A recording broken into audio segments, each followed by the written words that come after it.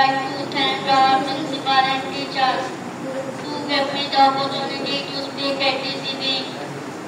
My name is Arpan Chaudhary. Today I will speak about education. In 1924, Prominent journalist and literature Sherlock Holmes considered independent development of the nation. No nation can make progress without education.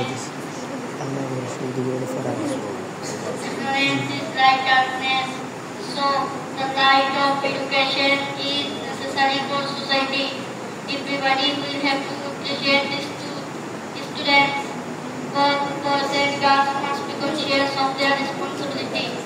Otherwise, the nation will not be able to see the light of hope. Education can help an individual in multiple ways. It plays an important role in the world of